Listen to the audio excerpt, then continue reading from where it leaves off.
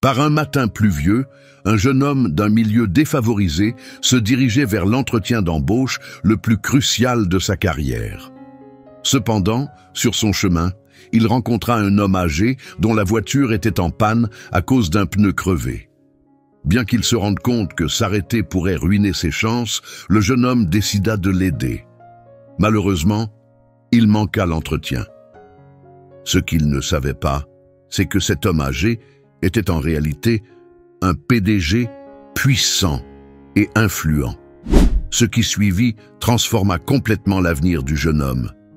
Mais avant d'entrer dans l'histoire, dites-nous d'où vous nous écoutez. Les rues du matin à Southbridge n'avaient pas changé d'apparence.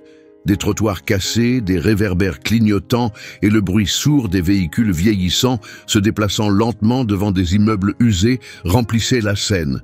Les pluies de la veille recouvraient encore l'asphalte, formant de petites rivières le long des égouts pluviaux. Plus bas, près de l'endroit où les gens attendaient les transports publics, quelques ouvriers buvaient des boissons chaudes dans des contenants jetables, parlant à voix basse avec des expressions fatiguées. Plusieurs détournèrent leur regard vers Lorenzo, leurs yeux fixés sur lui, non pas par curiosité, mais par jugement.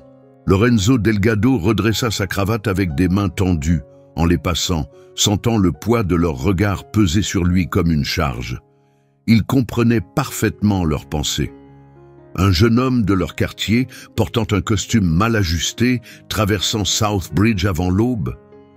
Probablement en route pour une audience, sûrement pas pour un entretien d'embauche. Il avait vu ce même regard tout au long de sa vie, un scepticisme déguisé en indifférence. Il continua son chemin. 26 ans.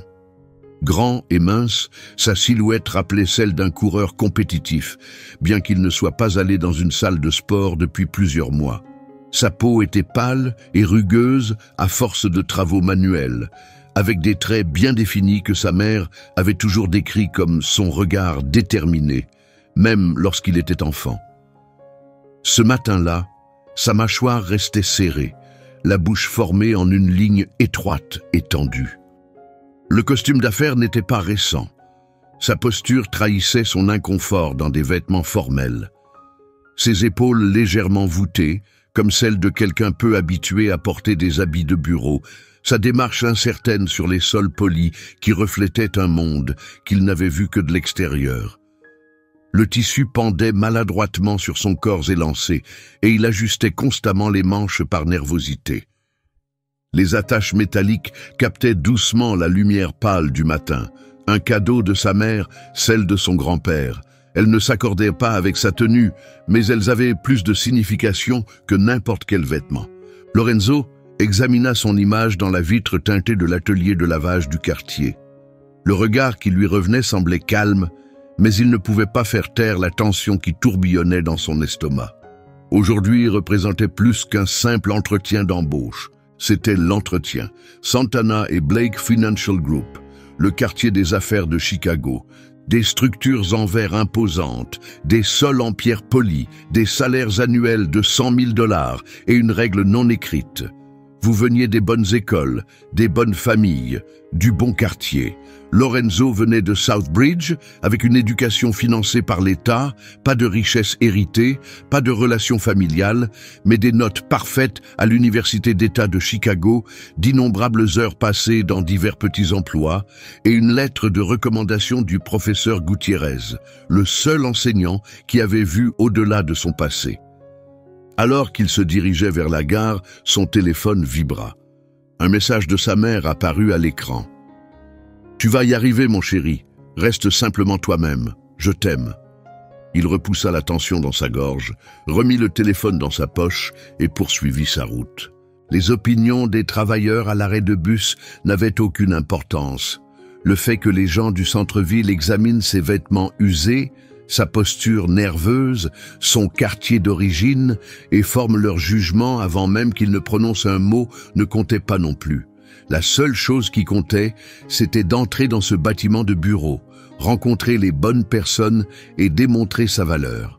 Il méritait sa place ici. Le train s'arrêta à la station Monroe dans un souffle bruyant, les portes d'entrée s'ouvrant avec un grincement mécanique. Lorenzo sortit dans la zone d'embarquement, ses chaussures cirées faisant des bruits nets contre la surface humide du ciment. L'air frais de l'aube le frappa de plein fouet, apportant avec lui l'odeur âpre du pavé humide et le goût métallique subtil de la vie urbaine. Il serra plus fort son manteau autour de lui et se dirigea vers la sortie, se faufilant parmi la foule de voyageurs quotidiens qui gardaient leur visage baissé, leur dos courbé, des boissons chaudes, créant de la vapeur dans leurs mains. Tout le monde se déplaçait rapidement et avec détermination. Le rythme typique du centre-ville, vêtements formels, sacs de travail, talons aiguilles cliquetants, l'attention fixée sur des appareils électroniques. Pourtant, même dans leur routine, Lorenzo remarqua quelque chose qui changeait. Les gens commencèrent à lever les yeux, soulevant leur téléphone, les expressions devenant inquiètes. Au-delà des toits des immeubles, le ciel était devenu plus sombre, dense et bas, tournoyant dans des motifs hostiles qui semblaient inhabituels pour un matin de printemps ordinaire. Un fort coup de vent souffla dans la rue lorsque Lorenzo posa le pied sur le trottoir, presque emportant le porte-document sous son bras. Il le saisit plus fermement, son cœur battant plus vite. Les papiers à l'intérieur, des CV supplémentaires, des notes écrites, des analyses d'affaires, représentaient des mois de préparation, organisés soigneusement entre des couvertures protectrices fines. Son pouls battait plus intensément maintenant, non seulement à cause de l'anxiété, mais aussi à cause de l'atmosphère qui semblait lourde et électriquement chargée, comme si toute la ville s'était arrêtée, attendant quelque chose. Au loin, à travers les espaces laissés par la foule qui se déplaçait, il pouvait voir la structure en verre de Santana et Blake s'élever vers le ciel couvert. De sa position, elle paraissait incroyablement haute, les niveaux supérieurs disparaissant dans la couverture nuageuse suspendue. Il regarda sa montre. 8h22 du matin. L'entretien était prévu pour exactement 9h. Il avait encore suffisamment de temps. Puis la première goutte de pluie arriva. Elle frappa son visage, froide et perçante, suivie d'une autre sur le cou, puis des gouttes supplémentaires, des centaines, des milliers, tombant rapidement, lourdement, sans pitié. En quelques instants, cela se transforma en un déluge torrentiel qui imbiba son manteau, aplatit ses cheveux et poussa les gens à se précipiter sous les abris des magasins et à l'intérieur des cafés. Les dispositifs de protection contre la pluie furent projetés en arrière sous la force du vent. Les klaxons des véhicules retentirent alors que la circulation ralentissait considérablement. Lorenzo murmura silencieusement et chercha un abri sous la petite couverture d'un magasin de pain, se pressant contre la maçonnerie froide, observant la route se remplir d'eau et l'irritation croissante. La perturbation météorologique n'était pas simplement une pluie, c'était comme une vengeance divine. L'application météo avait prédit des averses légères. Cela ressemblait à quelque chose tiré des anciens écrits sacrés. Il sortit son téléphone, ses doigts glissant sur l'écran couvert d'humidité, et accéda à l'application de transport. Aucun résultat n'apparut, aucun conducteur disponible. Il réactualisa la recherche. Toujours pas d'option. La tempête avait complètement perturbé les opérations de la ville.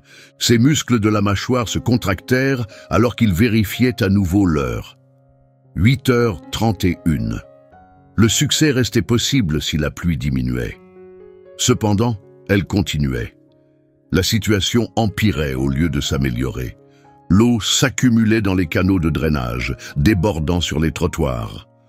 Les publicités et les débris volaient dans l'air comme des papiers de fête lors d'un festival brutal. De l'autre côté de la rue, un homme perdit l'équilibre et exprima sa colère, sa mallette glissant dans les inondations qui coulaient le long du trottoir.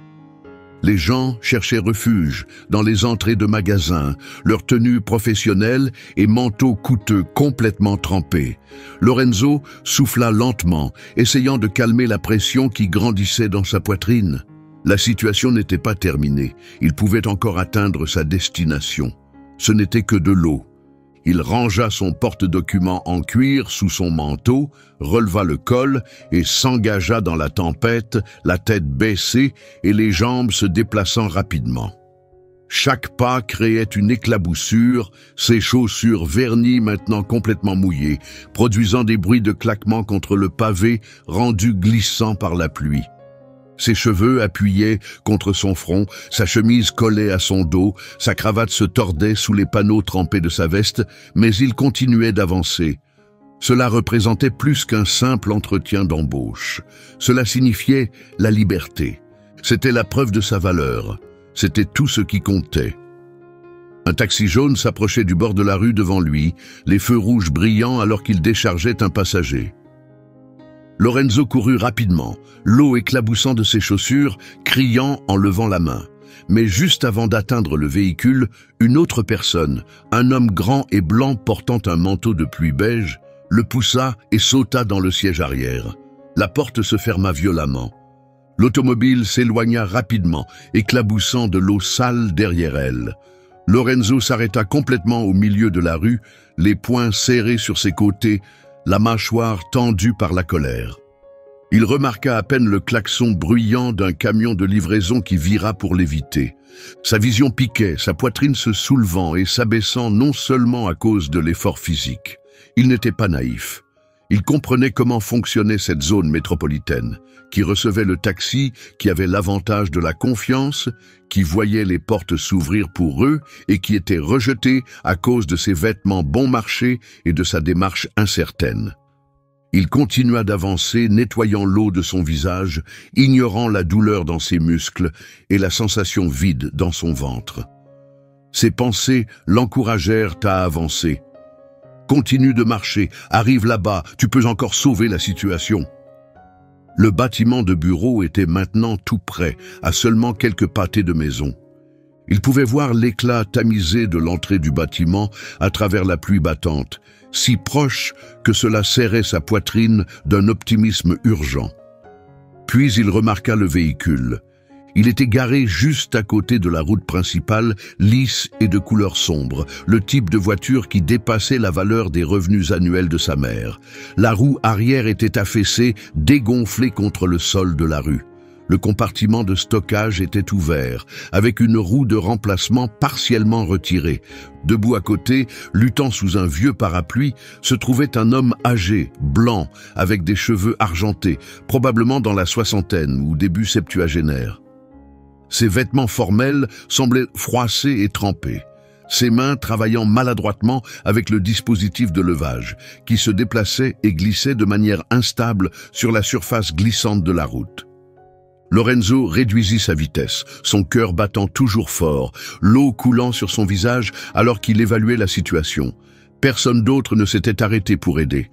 Les passants se hâtaient, les yeux baissés, les dos courbés, agissant comme s'ils ne l'avaient même pas remarqué.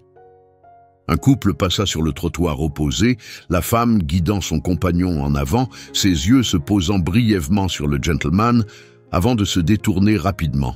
Lorenzo resta immobile, déchiré entre la compassion naturelle et ses objectifs personnels. Son attention se porta de nouveau sur la tour illuminée, visible à travers le trafic. La réunion représentait son opportunité, sa seule chance. Il avait déjà gaspillé un temps précieux. Ses vêtements étaient ruinés, son assurance à peine intacte. « Continue de marcher », lui suggéra son esprit. « Une autre personne va l'aider. Tu as investi trop d'efforts pour tout abandonner maintenant. » Cependant, ses jambes restèrent figées. Au lieu de cela, les mots de sa mère résonnèrent dans ses pensées. Le même message qu'elle avait souligné pendant son enfance lorsqu'il avait ignoré la vieille femme luttant avec des sacs de courses devant leur maison. Tu n'aides pas les gens quand c'est pratique, Lorenzo. Tu les aides parce que cela définit ton caractère. C'est ce qui distingue une personne décente de tout autre individu anonyme.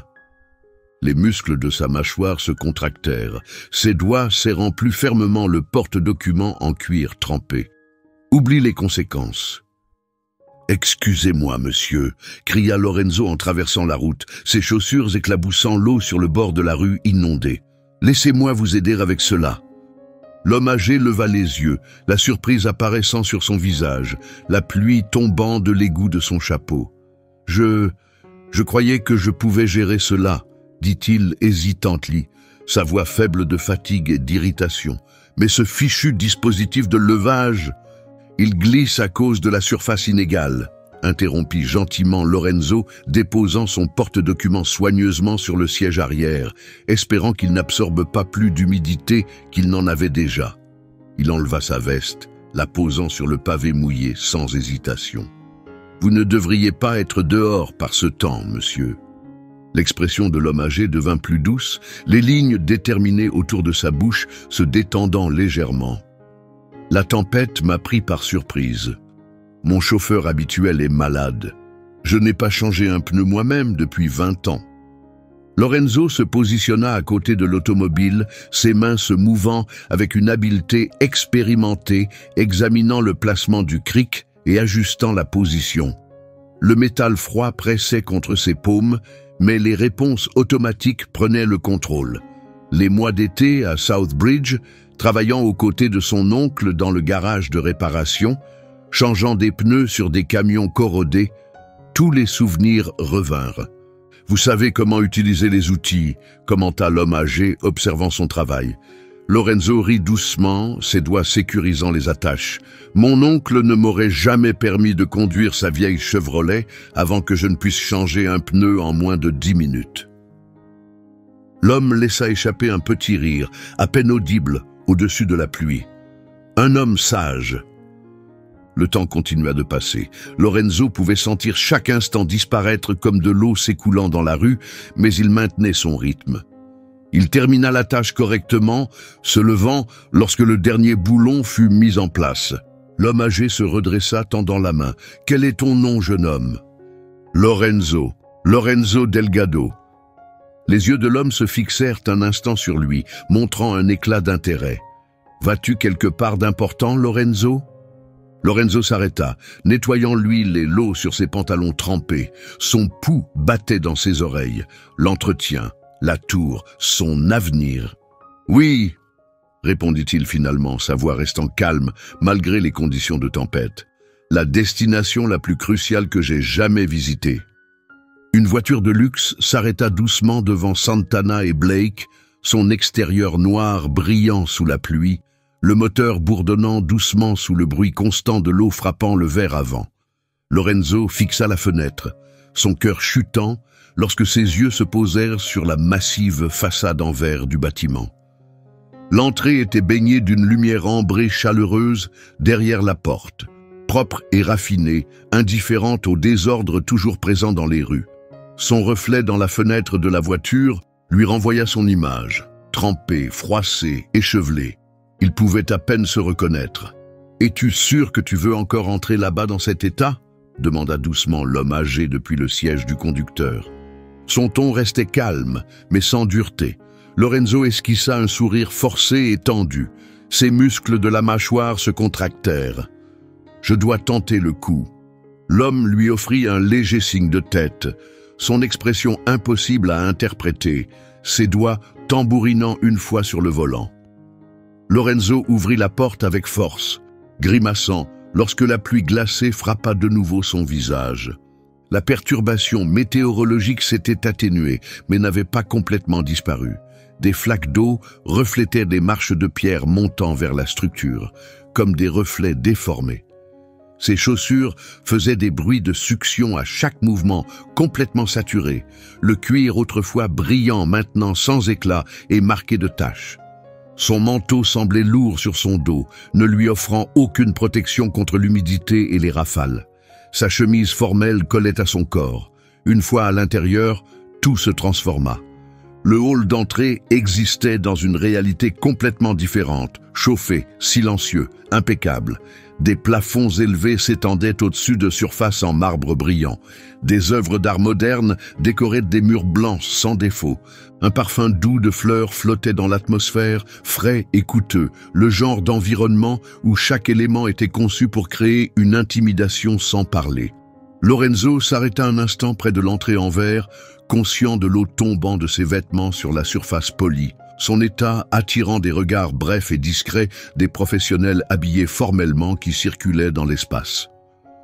Un gentleman, portant un manteau coûteux, l'observa avec un jugement à peine dissimulé. Un agent de bureau de l'autre côté de la pièce parla doucement à son collègue. ses yeux se dirigeant vers Lorenzo, sa bouche dessinant une légère expression divertie. Il les ignora. Il n'avait pas le choix. La station de sécurité près des ascenseurs semblait lisse et blanche comme tout le reste à cet endroit. Derrière, un agent grand et vêtu d'une veste bleu foncé travaillait sur une tablette, levant les yeux en apercevant Lorenzo s'approcher. Son attention se concentra dès qu'il remarqua l'état de Lorenzo. Trempé, en désordre, manifestement hors de place, le garde se redressa, sa bouche prenant une expression professionnelle étroite. « Bonjour », déclara Lorenzo, maintenant le contrôle de sa voix, repositionnant le porte-document trempé sous son bras. « Je m'appelle Lorenzo Delgado. J'ai un rendez-vous à 9 h avec le département financier de Santana et Blake. » Les yeux du garde devinrent plus intenses, touchant l'écran de sa tablette.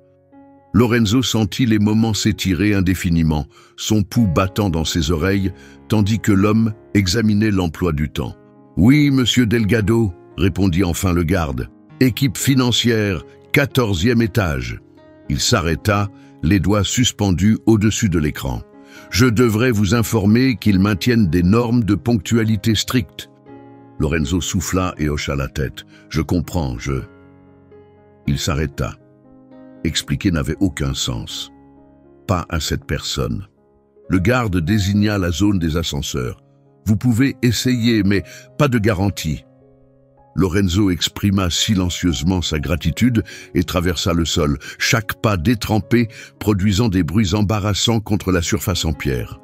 Son image lui renvoya un regard dans l'entrée de l'ascenseur miroir. Sa chemise collait à son torse, le col tombait, les manches étaient froissées, les pantalons tachés de l'humidité de la rue. Sa cravate semblait fusionner à sa peau.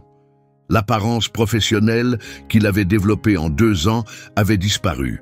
Ce qui restait, c'était le jeune homme de Southbridge avec son costume de magasin d'occasion et son énergie nerveuse, placé dans un endroit qui n'était pas conçu pour quelqu'un de son statut social.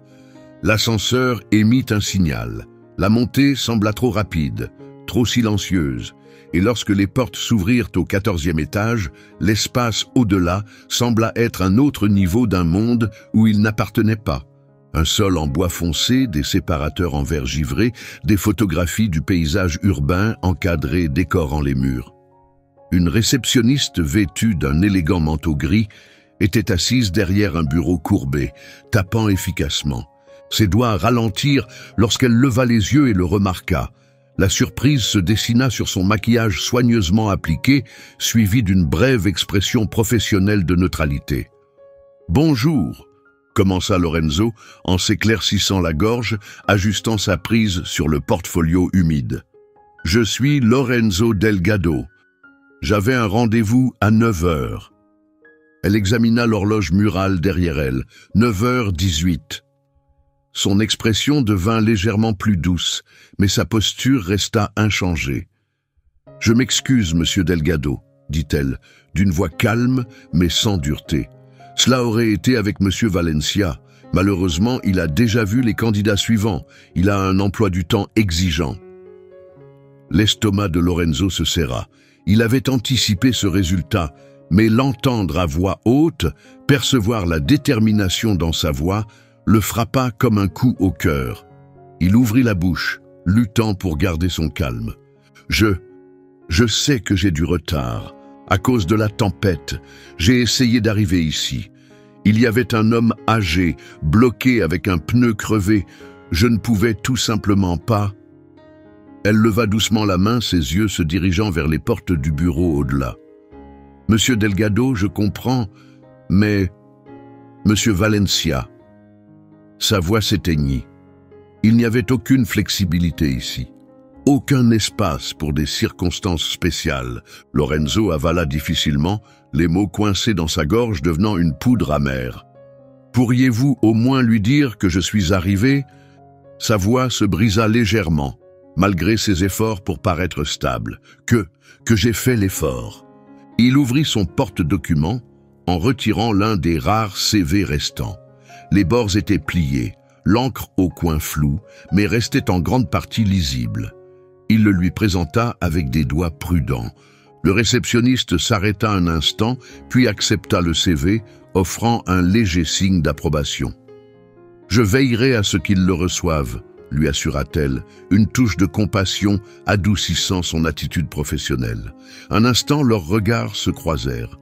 Le sien semblait posé, le sien rempli de colère et de dévastation silencieuse. Puis, le moment se termina. Lorenzo se dirigea vers les ascenseurs, ses mouvements alourdis, ses chaussures continuant à produire des bruits mouillés à chaque pas. Son dos se courba sous le poids des événements de la matinée. Le temps, l'opportunité manquée, la douleur aiguë de comprendre qu'il avait agi correctement, mais avait tout de même échoué. L'entrée de l'ascenseur s'ouvrit avec un bruit clinique. Il entra, regardant sans expression son image dans les surfaces réfléchissantes, observant les gouttes d'eau tomber de son manteau sur le sol impeccable. Sa poitrine se serra lorsque les portes se fermèrent, le séparant de l'espace de bureau, de ses aspirations, de tout ce pourquoi il s'était battu si intensément. La descente resta silencieuse, excessivement silencieuse. La zone d'entrée raffinée l'accueillit à nouveau avec ses angles durs et ses surfaces immaculées lorsqu'il émergea dans le monde extérieur. La perturbation météorologique s'était atténuée. Les rayons du soleil pénétraient la couverture nuageuse qui se dégageait, se reflétant sur la surface humide de la rue à l'extérieur. Lorenzo s'arrêta près de l'entrée en verre, regardant la route, la mâchoire tendue, la gorge serrée. Le monde continuait de bouger, les véhicules klaxonnaient, les gens se pressaient. Personne ne remarquait le jeune homme trempé qui se tenait là, portant la déception comme un vêtement supplémentaire. Il n'exprima ni colère, ni larmes, il se contenta d'avancer. À travers la porte, de nouveau dans la zone métropolitaine, de nouveau dans l'incertitude, ses aspirations le suivant derrière lui, comme la pluie continuant de tomber de sa veste endommagée. La lumière du matin sur Southbridge resta indifférente à la déception de Lorenzo Delgado. Elle pénétra les fines couvertures de fenêtres de son logement, créant des bandes de lumière pâle à travers la peinture écaillée des murs et la petite surface de cuisine usée où il était assis, penché sur son ordinateur. Le bruit des vieux chauffages emplissait l'atmosphère calme. Au-delà des fenêtres, des sirènes de véhicules d'urgence résonnaient quelque part dans la rue. L'existence à Southbridge ne faisait jamais de pause pour les expériences difficiles de quiconque. Lorenzo observe l'écran lumineux devant lui, ses mains immobiles au-dessus du dispositif de saisie. Son résumé professionnel lui renvoyait son regard, le curseur clignotant comme un doux rappel de tout ce qui avait échoué. Les lettres devinrent floues. Les marques de pliure dans le porte-documents en cuir sur la surface près de lui captèrent son attention. Les bords toujours pliés, l'extérieur marqué par les précipitations et la saleté de la rue. Il l'avait séché autant que possible la veille au soir, le plaçant près du vieux dispositif de ventilation dans le coin. Mais les dégâts restaient là, durables, ressemblant à une blessure. Sa veste formelle pendait d'un crochet métallique au mur. La subtile impression de marque d'eau apparaissait sur le tissu. Aucun service de nettoyage professionnel ne pourrait les enlever complètement. Peut-être une représentation, ou tout simplement une autre perte silencieuse. Son téléphone vibra contre la surface de la table, le tirant de son état de rêverie. L'image de sa mère apparut à l'écran. Des yeux doux, la même courbure déterminée de la mâchoire qu'il voyait dans le miroir chaque matin. Il s'arrêta, le doigt posé sur le bouton de réponse. Il ne lui avait pas encore tout dit, pas la réalité complète. Elle avait exprimé tant de fierté lorsqu'il avait décroché l'entretien. Elle lui avait même envoyé les attaches décoratives de son grand-père, enveloppées dans un papier délicat, portant encore la subtile fragrance de son savon parfumé aux fleurs. Les mêmes attaches qui reposaient maintenant dans la poche de sa veste endommagée. L'appareil continua de vibrer. Lorenzo inspira profondément et appuya sur le bouton d'acceptation, maintenant la stabilité dans sa voix. « Bonjour, maman. »« Mon chéri, je pense à toi depuis ce matin. » dit-elle, le confort reconnaissable de sa voix perçant son irritation confuse. « Des nouvelles ? As-tu eu des nouvelles de cette entreprise importante ?» Sa bouche s'ouvrit, les mots reposant désagréablement sur sa langue. Comment pourrait-il le décrire? Qu'il avait parcouru toute cette distance, qu'il avait tout sacrifié pour agir moralement et qu'il avait tout de même échoué. Que personne ne se souciait d'un jeune homme du mauvais côté de la ville, avec des intentions honorables, une apparence négligée et des vêtements trempés. Avant qu'il ne puisse répondre, un autre appel interrompit apparaissant en haut de l'écran. Numéro inconnu. Code régional de Chicago. Désolé maman, je dois répondre à cela. Cela pourrait concerner un emploi. Bien sûr, mon chéri, va réussir. Il changea de connexion, l'anxiété montant dans sa poitrine comme un ressort tendu. Allô? Monsieur Delgado? Une voix féminine, aiguë, professionnelle, avec la confiance polie de quelqu'un habitué à passer des appels importants. Je suis Isabella Restrepo, assistante exécutive de Monsieur Eduardo Santana. Je vous contacte en son nom pour solliciter votre présence à une réunion cet après-midi à 2 heures, si vous êtes disponible.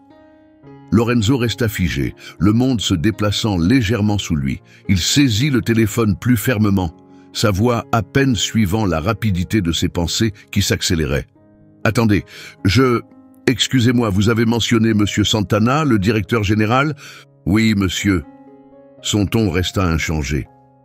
La réunion aura lieu au niveau exécutif, au 82e étage. Souhaitez-vous des indications pour le bâtiment? Son pouls s'accéléra, chaque instinct lui hurlant que cela ne pouvait pas être réel. Cela devait être une confusion, un refus poli, peut-être une formalité. Mais il ne détecta rien dans sa voix qui puisse l'indiquer, simplement une calme professionnalisme, comme si cela représentait la demande la plus ordinaire possible. « Non, je connais l'endroit. » « Excellent. Nous attendons votre arrivée, monsieur Delgado. » La connexion se coupa brusquement, laissant Lorenzo immobile, l'appareil toujours contre son oreille. Pendant un instant, tout ce qu'il pouvait percevoir était la légère vibration de son logement, le bruit lointain de la télévision dans l'unité voisine, le rythme régulier de son pouls battant dans sa poitrine. Il posa lentement le téléphone, ses yeux fixés sur le porte-documents en cuir. Cette situation ne pouvait pas être en train de se produire. Lorenzo se leva d'un bond, manquant de faire tomber son gobelet de café au sol. Il attrapa sa veste accrochée au mur, passant ses mains sur le tissu marqué, ses pensées déjà en train de calculer ce qui allait suivre. Cette occasion ne comporterait pas de pluie, pas de course à travers des routes inondées, pas d'opportunité perdue. À 12h30, sa tenue formelle était repassée aussi nette que possible compte tenu de la situation. Ses chaussures, bien que détériorées par le temps, avaient été polies jusqu'à ce que le cuir reflète à nouveau une faible lueur. Il avait investi presque 60 minutes à les polir, comme si en retirer la mémoire des rues détrempées, de l'embarras dans cet hall en marbre. Les attaches décoratives étaient placées en position à ses poignets, argentées, simples. La moindre lumière se reflétait légèrement dessus lorsqu'il ajusta ses manches. À exactement 13h17, un taxi jaune s'arrêta devant l'imposante structure de Santana et Blake. Les nuages de tempête avaient disparu, remplacés par une atmosphère bleue intense et claire qui s'étendait sur la zone métropolitaine comme un nouveau commencement. L'atmosphère était fraîche, le trottoir restait humide mais séchait rapidement sous les rayons du soleil. Lorenzo sortit, redressa sa cravate et leva les yeux vers la tour. Elle ne paraissait plus aussi inaccessiblement haute cette fois-ci, encore impressionnante, représentant toujours le symbole de la prospérité et de l'influence qu'il avait passé des années à essayer d'atteindre. Mais aujourd'hui, ce n'était pas lui qui la poursuivait. Aujourd'hui, il avait reçu une invitation. À l'intérieur du bâtiment, l'entrée semblait désormais familière. Les mêmes surfaces polies, la même atmosphère silencieuse de commandement tranquille. Mais l'attention était différente. La personne à la station de sécurité leva à peine les yeux avant de vérifier son identité, lui donnant une carte d'entrée noire avec un symbole doré brillant sous l'éclairage. « Privilèges exécutifs », vérifia le garde. Son ton ne contenait aucune critique cette fois-ci, simplement une procédure. Lorenzo se dirigea vers les ascenseurs, la carte noire fraîche dans sa main, son pouls stable, malgré la vague d'excitation qui montait sous sa peau. L'entrée réfléchissante de l'ascenseur se ferma, son image lui renvoyant un regard, plus défini maintenant, plus composé. Une personne qui portait toujours des questions, qui portait encore de l'incertitude, mais qui ne fuyait plus. Au fur et à mesure que les numéros augmentaient, sa poitrine se serra, mais pas par peur. Quelque chose de différent, de l'attente, du potentiel. 82 niveaux plus tard, les portes s'ouvrirent sur un environnement totalement différent. Des fenêtres allant du sol au plafond s'étendaient le long du couloir, inondant l'espace de lumière, rempli de designs épurés, de meubles coûteux et d'œuvres d'art, positionnés stratégiquement, qui dépassaient probablement la valeur de tout son immeuble résidentiel. Une femme vêtue d'un costume bleu marine s'approcha avec l'assurance tranquille de quelqu'un qui appartient à cet endroit. Son expression était professionnelle, mais pas désagréable. « Monsieur Delgado, je suis Isabella Restrepo. Nous avons communiqué plus tôt. »« Oui, » répondit Lorenzo, sa voix stable malgré la turbulence silencieuse qui bouillonnait encore sous sa peau. « Nous l'avons fait. Monsieur Santana vous rencontrera sous peu. Puis-je vous offrir quelque chose en attendant? Un café? De l'eau? De l'eau serait appréciée, merci. » Isabella revint rapidement avec un contenant en cristal, impeccable, scintillant sous la lumière du soleil. Elle désigna les grandes portes doubles au bout du couloir. « Quand il sera prêt, je vous informerai. Veuillez vous installer confortablement. » Lorenzo s'assit, le verre en main, son attention fixée sur les portes qui le séparèrent des réponses qui l'attendaient au-delà. Son pouls se stabilisa, chaque respiration plus lente, contrôlée. Il ne comprenait pas pourquoi cela se produisait. Il ne savait pas ce qui l'attendait au-delà de ces portes. Mais pour la première fois depuis plusieurs jours, un optimisme prudent commença à émerger. Progressif, silencieux, indéniable. Les portes doubles s'ouvrirent avec un son doux et intentionnel qui portait une signification bien plus grande qu'il n'aurait dû. Isabella se recula légèrement, sa voix calme mais distincte. « Monsieur Santana vous rencontrera maintenant. » Lorenzo se leva, la carte noire froide contre sa poitrine, ses doigts s'enroulant brièvement autour du porte-document en cuir. Il expira lentement et avança, chaque pas stable malgré le battement sourd de son cœur dans ses oreilles. Le bureau derrière les portes n'était pas ce à quoi il s'attendait. Il n'était pas excessivement magnifique ou débordant de luxe. Il était spacieux, certes, mais sobre. Les fenêtres du sol au plafond offraient une vue sur l'étendue de Chicago en dessous, de hauts bâtiments perçant l'atmosphère claire de l'après-midi. Le mobilier était lisse, bois sombre, cuir, pierre. Tout était cher, tout était simple. Il transmettait une richesse ancienne, une assurance tranquille, et l'image de quelqu'un qui n'avait plus rien à prouver. Un fauteuil à haut dossier faisait face aux fenêtres, la silhouette d'une personne juste visible contre la lumière du soleil. Peu à peu, le fauteuil pivota. La personne qui regarda Lorenzo était quelqu'un qu'il reconnaissait. Cheveux blancs, regard intelligent, la même attitude composée de l'homme âgé coincé sur le bord de la route, luttant avec un pneu crevé et un cric récalcitrant. Pourtant, dans ce cadre, son apparence avait complètement changé. Il ne paraissait plus ni vulnérable, ni irrité. Au contraire, il dégageait de l'autorité. Eduardo Santana se leva de son fauteuil avec la grâce naturelle de quelqu'un qui domine une pièce sans avoir besoin de parler fort. « Monsieur Delgado », dit-il d'un ton direct, tendant la main vers la surface de son bureau poli. « Quel plaisir de vous rencontrer à nouveau !» Lorenzo attendit un instant avant de s'approcher, saisissant la main du cadre supérieur. La poignée de main était ferme, ancrée, celle d'un homme important. « Je n'avais pas compris », reconnut Lorenzo doucement, les mots se coinçant dans sa gorge. « Lors de cette rencontre dans la rue, je n'avais pas compris. » Que j'étais la personne qui avait autorisé votre invitation à la réunion, conclut Eduardo, un sourire léger formant sur ses lèvres. C'est exactement ce qui a rendu vos actions significatives. Lorenzo le regarda. l'incompréhension croissant dans sa poitrine.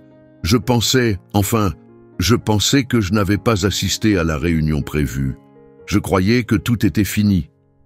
Eduardo pointa vers les sièges disposés en face de son espace de travail, se déplaçant avec une élégance silencieuse et maîtrisée.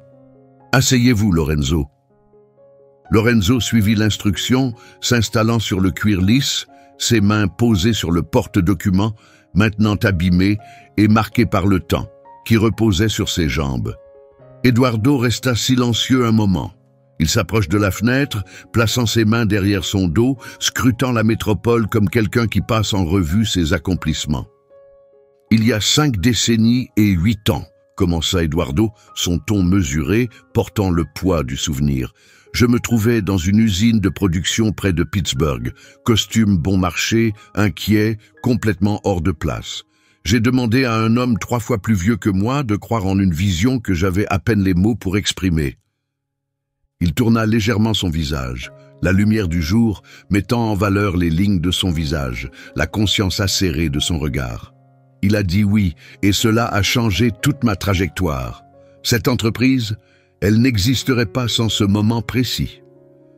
Lorenzo l'observa intensément, chaque fibre de son être concentrée, son pouls s'accélérant non pas à cause de la peur, mais de la possibilité qui commençait à émerger. Eduardo se dirigea vers son bureau, accédant à un compartiment de rangement avec une précision silencieuse. Il sortit le porte-document en cuir que Lorenzo avait laissé plusieurs jours auparavant, les bords encore déformés, tachés par l'humidité, les papiers à l'intérieur, légèrement pliés. « Vous l'avez oublié dans ma voiture », dit Eduardo, le posant doucement sur le bureau entre eux. Je me suis permis de jeter un œil à son contenu. Lorenzo déglutit, la gorge sèche, ses yeux se dirigeant vers le porte-documents abîmé. Une partie de lui voulait s'excuser pour son apparence, tandis qu'une autre partie restait trop consciente que rien de ce qui s'était passé avec la tempête ce matin-là ne pouvait être modifié désormais. Eduardo ouvrit le dossier, faisant glisser plusieurs documents devant lui. Votre évaluation du marché concernant l'Asie du Sud-Est, brillante. Votre correspondance introductive, honnête, personnelle, exceptionnelle. Il leva les yeux, ses yeux restant fixes. Cependant, aucun de ces éléments n'explique pourquoi vous êtes ici. Les mains de Lorenzo tremblèrent légèrement, la nervosité s'emparant de lui. Il n'explique pas. Eduardo secoua la tête une fois, de manière contrôlée et déterminée. Je recrute des individus depuis plusieurs décennies, Lorenzo. Je ne peux pas enseigner les compétences financières. Je peux apprendre à quelqu'un à analyser des bilans financiers ou à créer des stratégies d'investissement, mais je ne peux pas enseigner l'intégrité personnelle. Ces mots restèrent suspendus dans l'air entre eux, directs, lourds de sens. La plupart des gens dans votre situation ce matin, trempés, froids, en retard, auraient continué leur chemin. Je ne les aurais pas jugés négativement. Vous avez fait un choix différent. Lorenzo resta silencieux. Les souvenirs de la pluie, de la frustration et de la voix douce de sa mère refirent surface en même temps. Vous avez interrompu votre chemin, poursuivit Eduardo. Vous avez aidé, non pas parce qu'il y avait des caméras, non pas parce que quelqu'un vous observait, mais parce que c'était le bon comportement à avoir. Il s'installa de nouveau, joignant calmement les mains sur la surface du bureau. J'ai bâti cette entreprise sur des décisions prises dans des instants privés, quand personne ne regarde. Ce matin-là, vous m'avez montré tout ce que j'avais besoin de savoir. La gorge de Lorenzo se serra, un mélange d'émerveillement, de soulagement et du réconfort discret d'être reconnu montant en lui. Je vous suis reconnaissant, monsieur, plus que je ne saurais le dire. L'expression d'Eduardo s'adoucit, les contours de son visage marqués par des lignes bienveillantes. Je ne vous propose pas un poste d'analyste, Lorenzo, pas l'opportunité de début que vous visiez au départ. Pendant une fraction de seconde, le cœur de Lorenzo se serra, ses mots résonnant comme un poids tranchant. Mais Eduardo n'avait pas terminé. Je vous propose quelque chose de totalement différent. Il se pencha légèrement en avant, sa voix s'adoucissant avec une certitude calme. Vous travaillerez directement à mes côtés. Assistant exécutif. Vous assisterez à des réunions que la plupart des gens mettent des années à atteindre. Vous observerez, apprendrez, étudierez.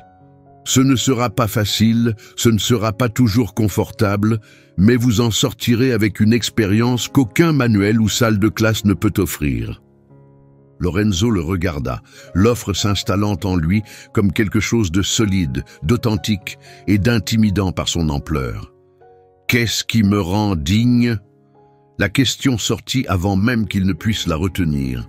Fragile, sincère, façonné par des années à comprendre combien de portes se fermaient avant même qu'il ne les atteigne. Eduardo afficha un sourire, celui de quelqu'un qui se souvient de ce que ça faisait d'être jeune, incertain, ignoré. Parce que quelqu'un a un jour cru en moi avant que je le mérite, et ça a tout changé. Il tendit la main une fois de plus, calme, assuré, avec entre eux le poids silencieux d'une opportunité. Lorenzo tendit la sienne, ses doigts saisissant ceux d'Eduardo Santana avec une détermination tranquille.